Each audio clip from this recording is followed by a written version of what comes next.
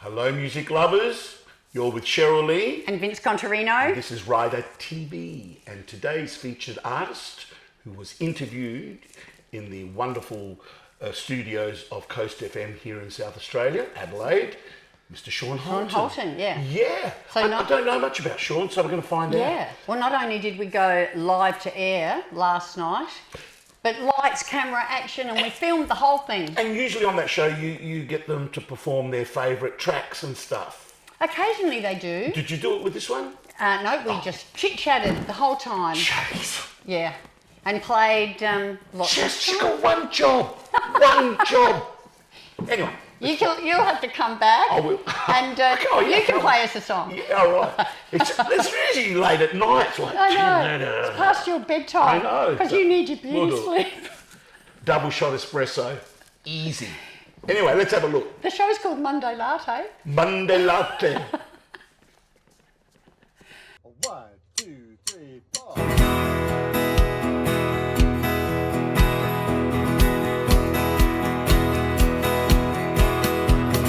I don't know what you want from me or what you think love ought to be. I want something that's open and strong as this country roads moving on. From the mountain to the valley, from the ocean to the alley, from the highway to the river, one emotion to live, one heart, one way, one love,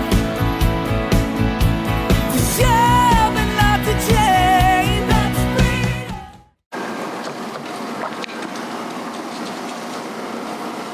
Welcome to your Monday Latte tonight, and another great show from Lynette, her right mix. Always love her playlist, a lady after my own heart. Even our cameraman who's in the studio today commented on how great her set list, so thank you, Lynette. And do pop onto the station Facebook page, 88.7 Adelaide's Coast FM, or that Radio Chick Cheryl Lee Facebook page to say hi, or just pick up the phone and call 8371 1000. Now, it's the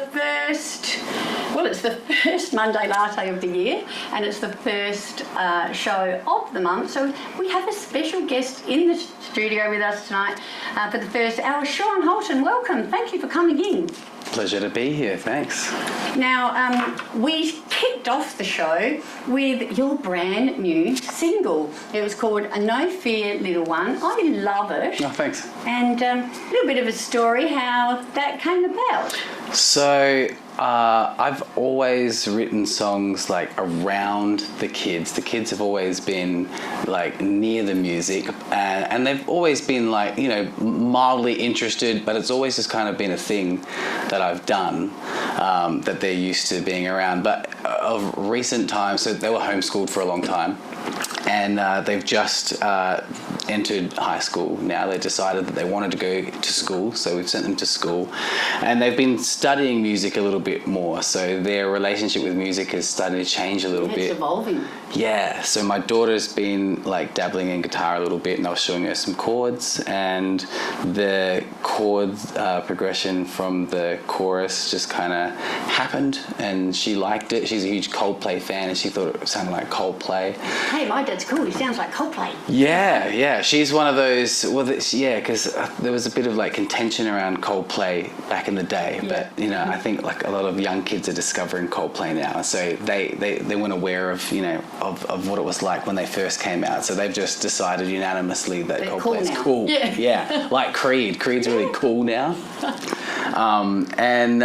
So then those chords just hung around for a bit, and it took a really long time to turn it into a song, because I knew those chords weren't the start of the song. I knew there was something that had to come before that, so it took a while for that to occur. Yeah. And she loves the song as well, and so do you.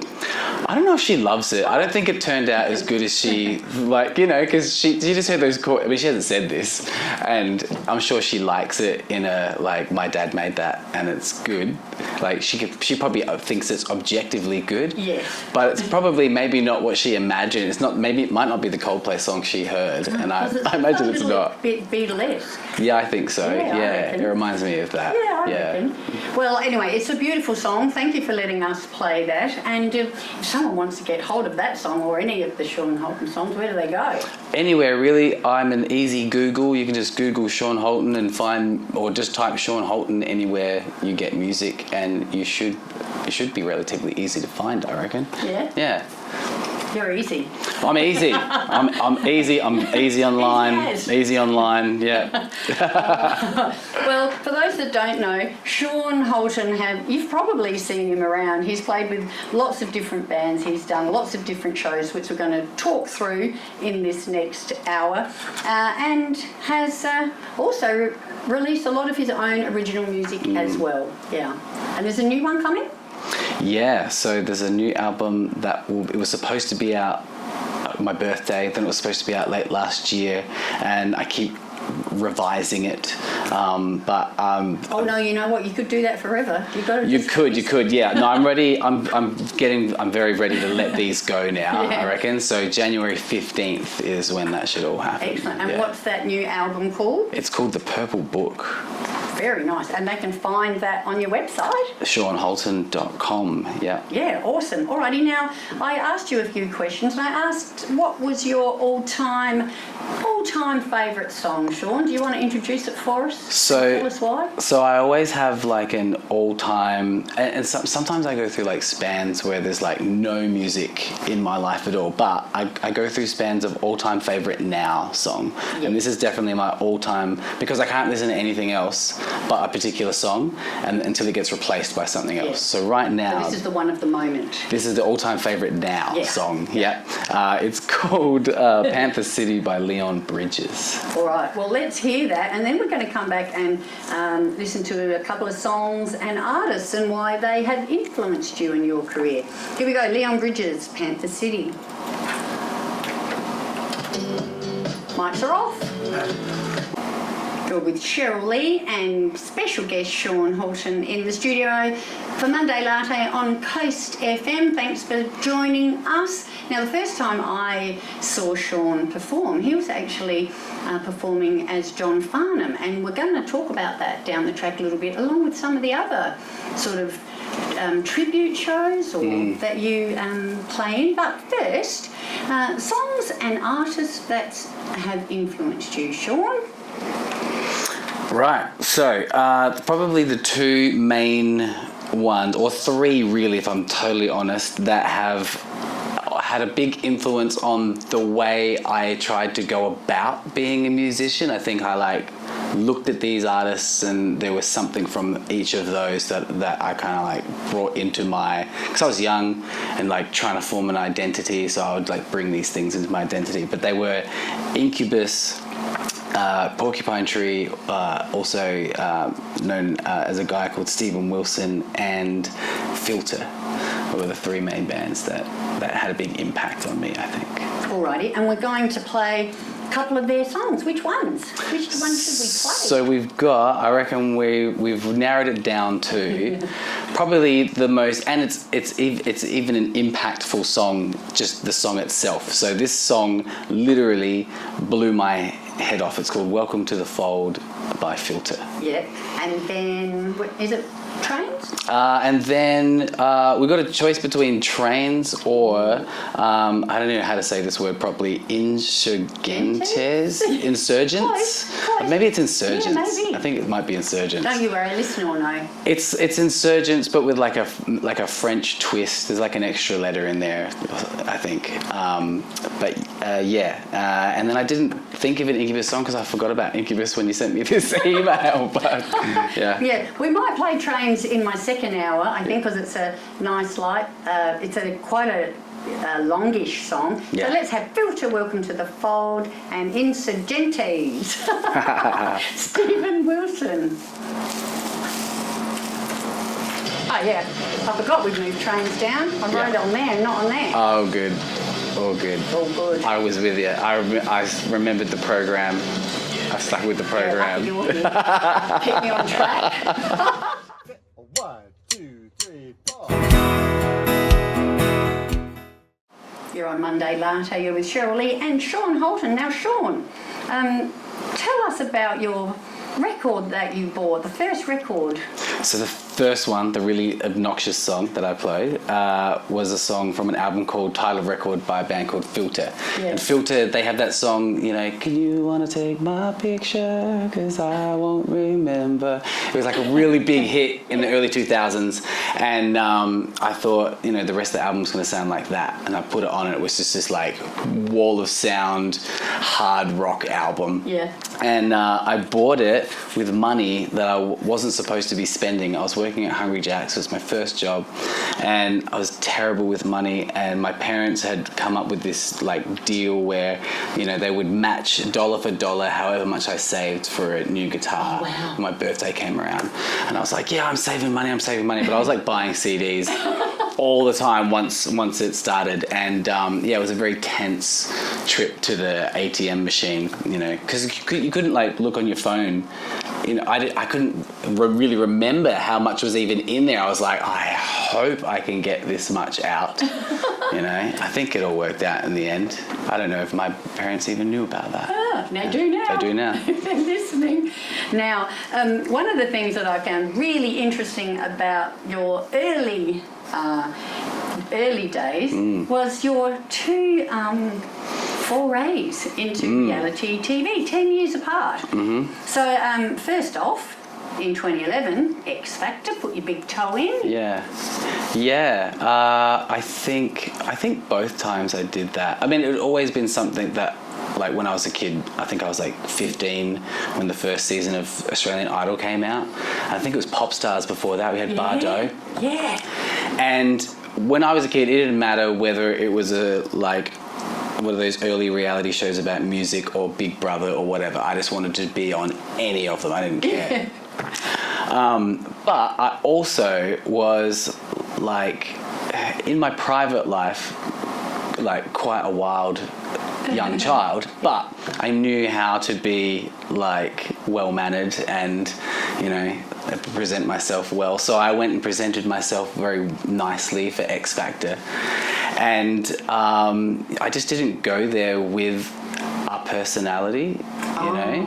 You can, I think with those... You needed to let your rock star out. I needed to let something out, yeah. But I basically let out like lukewarm, really. I sang really good.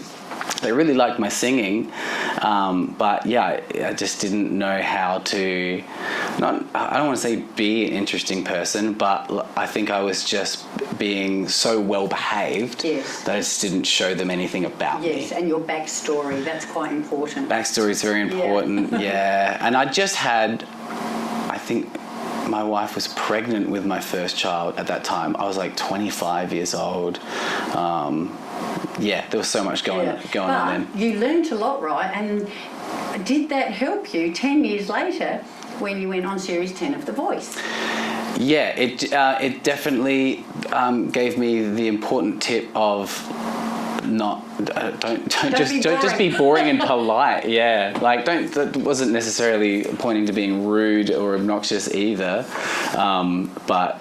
Yeah, I think I just relaxed. I was trying so hard to be the right things the first time that I just basically paralyzed myself. Yeah. And so then I just went the next time and I was just myself, and yeah, it was much better. And you did pretty well.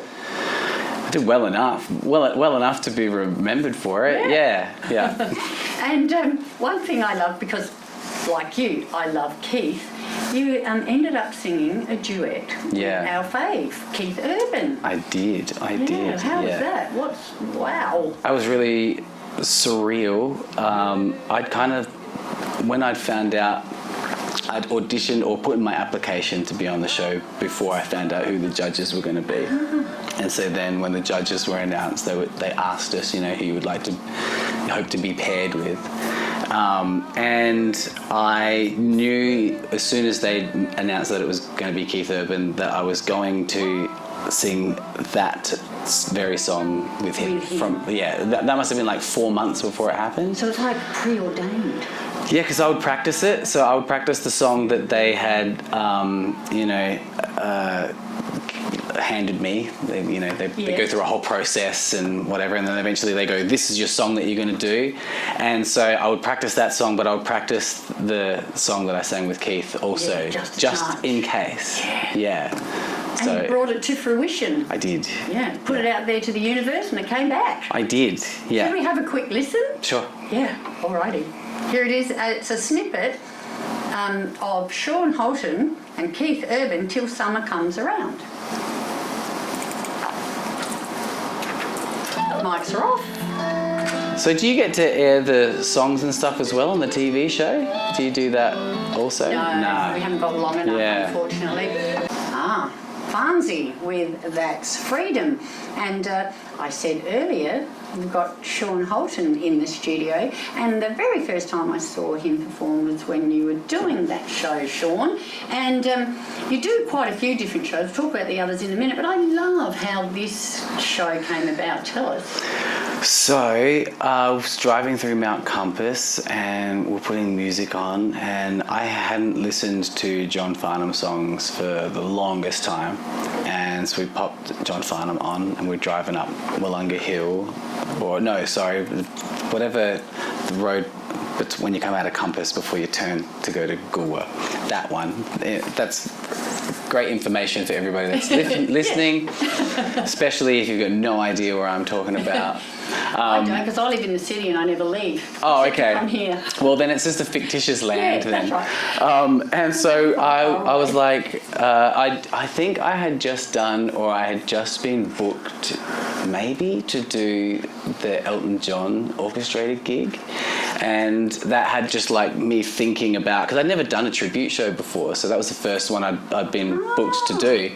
And so it just got me thinking about tribute shows, and because I noticed that a lot of tribute shows right now. So I was like, if I was going to do a tribute show, so I was like, if I was going to do that, which one would I do? And John Farnham as a vocalist is really like terrifying to think about doing, so I almost would never have considered it at all, and I wasn't going to do it. And then I found out that he isn't currently and may not be singing again. So then I was like, well, not that I didn't think anybody would, but we should be singing these songs and singing them loud with as many people as we can. And it was, my mum was a lifelong John Farnham fan, and it was just the ultimate birthday present for her, and the definitive way for me to give a way better gift than my two older siblings have ever done so far. You're the favourite son now. Well, I already was, but... 1, 2, 3, 4. 1, 2, 3, 4. This is live radio. You just fly by the seat of your pants. Just work it out. Whatever feels good, do it. Right, mic's on. Is your community step. You're with Cheryl Lee. We've got Shaun Holton live in the studio with us, and not only are we live to air, but you guys out there, you're also live on TV as well. We've got lights, camera, action, and Mark from Rider TV in here filming you all. So stay tuned to Channel 44 to see that in upcoming weeks. Now, oh look, our hour is nearly up, Shaun, and we haven't talked about a couple of other things I want to discuss really quickly, because you are in a band that is huge overseas called Southern Empire. Yeah. Quick, tell us about them. So I joined them 2023. They've been around since 2012. They're huge in the prog rock contemporary music scene over in the UK and Europe and the US. I think they've been to the US. And their singer left, and he left a big pair of shoes behind to fill. And my friend Cam Blockland, who is in a bunch of different stuff, he's currently the guitarist in the Super Jesus. He's the guitarist in this band also, and he put me forward, as he has done for I think all of the best gigs I've had have resulted from Cam standing around watching something fall apart in front of him and go, "You should call Shaun," and say, "Yeah, Mr. Fix It. Mr. Fix It, yeah." Now, there's another project of yours, and we'll play a song, and hopefully you can stay just a couple of minutes after 11. Sure. But tell us, we'll play a song by Projected Twin, A Feat of Rage. Tell us a little bit about that project. Yeah, so it came out in a weird crossover point. When I did the voice, at the time I had been using, when I write original music, the moniker Projected Twin, which was like a fictitious band. It was generally, most of the time, me playing everything. Yeah. And sometimes, when that wasn't physically possible to do, we'd get or I needed someone that could play better than me, then I'd get someone to come and do that.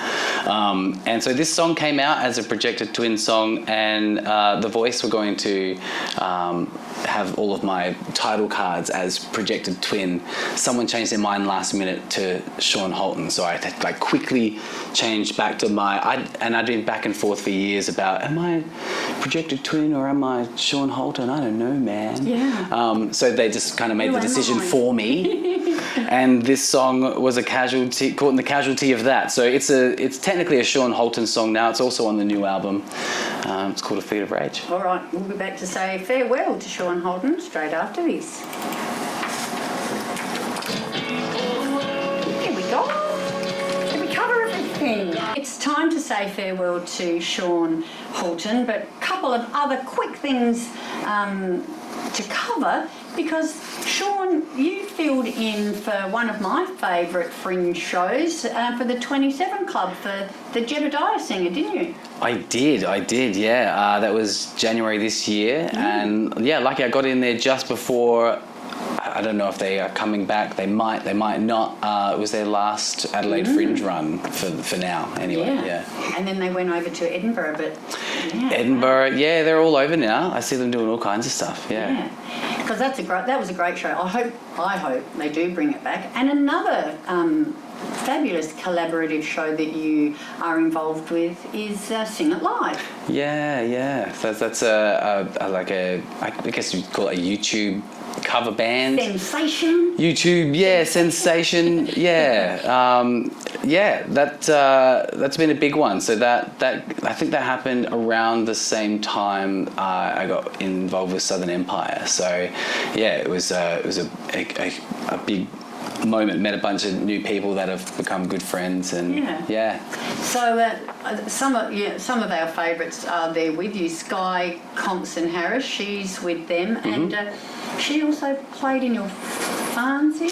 She's in Farnsey, yeah. So she does I get her singing Jimmy Barnes and John Stevens parts, because we do Jesus Christ Superstar, and we do a few Farnsey adjacent songs in the Farnsey show. Yeah. So Sky's great there, and she also co-leads the Physical Graffiti Zeppelin show with me. Yeah, she's a favourite of ours. She's amazing. Isn't she? Yeah.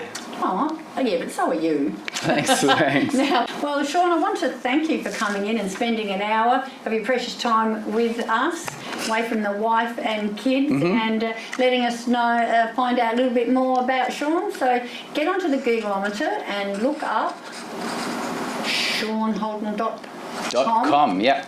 Yeah. ShaunHolton.com. To see the album and the upcoming shows, and I'll see you down the front sometime. I think if you just write Shaun from The Voice, that will work too in Google. That will do it. Yeah, well done. Thanks again, Shaun. Thanks. You're with Cheryl Lee, you're on Monday Latte, you're on CoastFM. Done. Coolio. Your work here is done. That was fun. Thank you so much for joining us on Rider TV this week. Hope you'll join us again next week, same bat time. Same bat channel. It'll still be us. And we'll be talking to some other South Wonderful Australian artists. talent. Yeah. See you.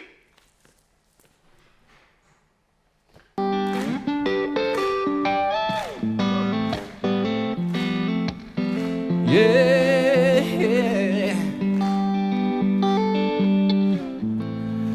All the long summer's been and gone.